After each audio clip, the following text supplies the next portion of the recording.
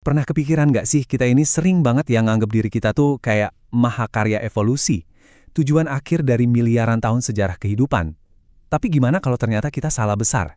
Gimana kalau cerita kita ini sebenarnya baru mulai? Atau jangan-jangan malah udah deket sama babak akhirnya? Yuk kita coba cari tahu di mana posisi kita sebenarnya dalam kisah besar alam semesta ini.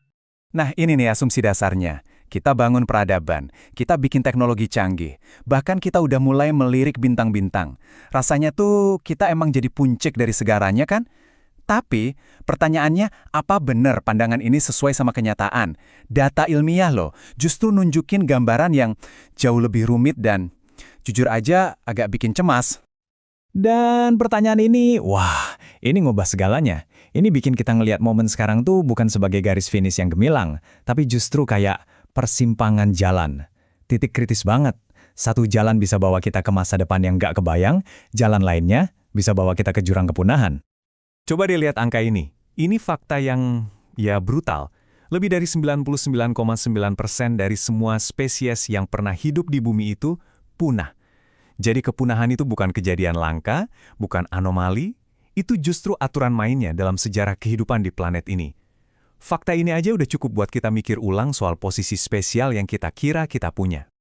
Biar kebayang betapa barunya kita, coba lihat deh garis waktu ini. Sejarah bumi itu panjang banget, sementara seluruh eksistensi spesies kita, Homo sapiens, itu cuma seklip mata di ujungnya. Benar-benar seupil.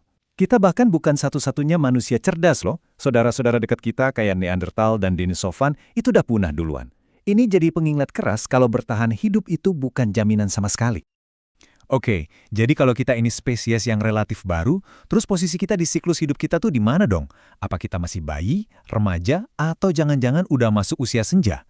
Nah, yuk kita coba intip jam biologis spesies kita. Menurut catatan fosil nih, para ahli paleontologi itu ngira-ngira kalau rata-rata umur spesies mamalia dari pertama muncul sampai punah itu sekitar 1 juta tahun. Ya emang ada yang lebih lama, kayak Homo erectus, ada juga yang lebih sebentar. Tapi angka ini bisa jadi patokan kasar buat kita ngukur perjalanan kita udah sejauh mana. Nah, kita, Homo sapiens, kan udah eksis sekitar 300.000 tahun nih. Kalau kita pakai patokan 1 juta tahun tadi, itu artinya kita baru ngelewatin sekitar 30% dari jatah waktu rata-rata spesies mamalia. Kalau dihitung-hitung secara statistik, kita ini bahkan belum nyampe usia parubaya. Analogi ini pas banget buat bikin konsep tadi jadi lebih personal ya.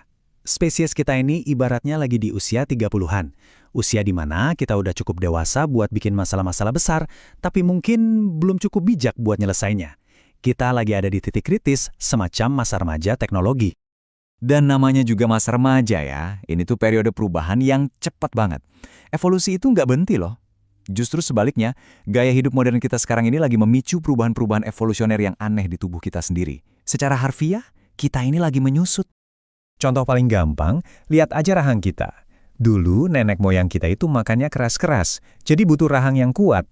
Tapi semenjak kita nemuin api dan mulai mengolah makanan, makanan kita kan jadi lebih empuk. Akibatnya apa? Rahang kita mengecil biar hemat energi. Nah, masalahnya jumlah gigi kita nggak ikutan berkurang.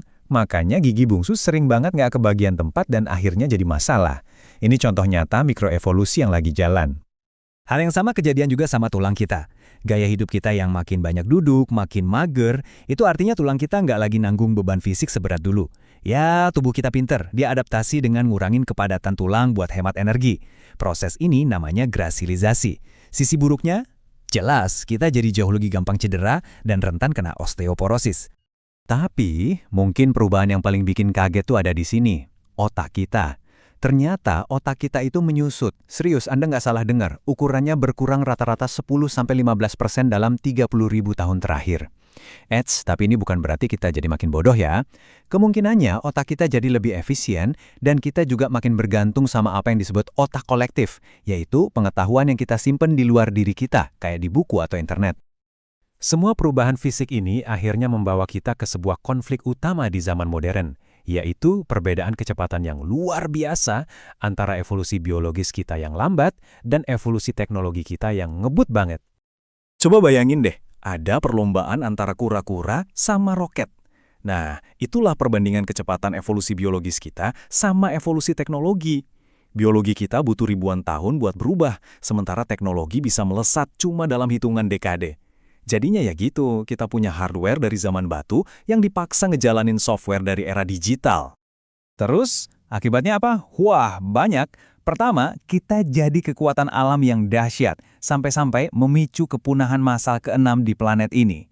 Kedua, kita nggak lagi nunggu evolusi ngasih kita sayap, kita langsung bikin pesawat. Ini bisa disebut evolusi buatan. Dan yang paling baru, kita mulai outsource alias mengalihdayakan pemikiran kita ke AI, sebuah langkah yang potensinya bisa mengubah cara kita berpikir selamanya. Semua ini ujung-ujungnya mengarah ke satu konsep yang namanya posthumanisme. Ini tuh kondisi di mana manusia udah berubah secara drastis, entah karena implan sibernetik atau rekayasa genetika, sampai kita nggak bisa lagi disebut sebagai Homo sapiens. Kita jadi sesuatu yang lain. Nah, dari titik kritis ini, terus kita mau kemana? Para ahli biasanya ngelihat ada 3 kemungkinan jalur yang sangat berbeda untuk masa depan umat manusia. Jadi, secara garis besar, jalan di depan kita itu bercabang 3. Pilihan pertama, kita ngambil alih setir evolusi kita sendiri. Pilihan kedua, kita gagal ngelola kekuatan kita dan malah bikin peradaban kita hancur.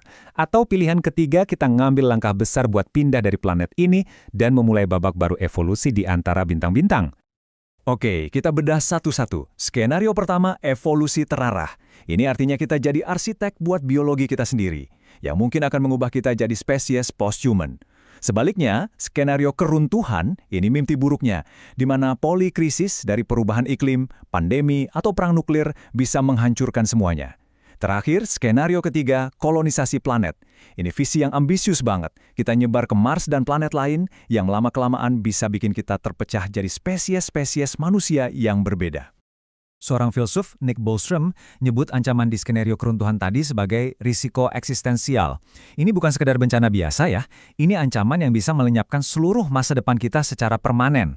Dan ini yang serem. Untuk pertama kalinya dalam sejarah, kita sendiri yang megang tombol penghancur diri kita. Entah itu lewat senjata nuklir atau mungkin AI yang lepas kendali. Jadi, apa artinya semua ini? Apa sih warisan kita nanti dalam skala waktu kosmik yang super luas ini? Coba deh kita renungin posisi kita sekarang. Mungkin kita ini semacam jembatan dalam waktu. Kalau suatu saat nanti kita beneran lenyap, bumi bakal baik-baik aja kok. Serius, alam bakal ngambil alih lagi kota-kota kita.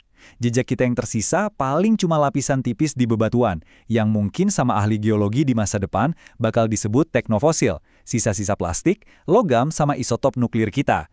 Cuma itu bukti kalau kita pernah ada. Tapi, mungkin warisan kita yang sesungguhnya bukanlah sesuatu yang bisa digali dari tanah. Mungkin makna sejati kita itu ada pada sesuatu yang nggak kelihatan, kesadaran kita. Dari miliaran spesies yang pernah ada, cuma kita yang bisa natap bintang dan nanya, kenapa? Mungkin kita ini adalah cara alam semesta untuk mulai memahami dirinya sendiri. Dan ini membawa kita ke pertanyaan terakhir yang cukup provokatif. Kalau spesies kita ini cuma sebuah jembatan, pertanyaannya adalah, jembatan menuju kemana? Apakah kita jembatan menuju keturunan biologis yang berevolusi? Atau menuju makhluk hasil rekayasa genetika? Atau jangan-jangan menuju suatu bentuk kecerdasan digital yang bakal nerusin warisan budaya kita ke bintang-bintang? Jawabannya, belum ada yang tahu. Dan kita semua, setiap hari, ikut menuliskannya.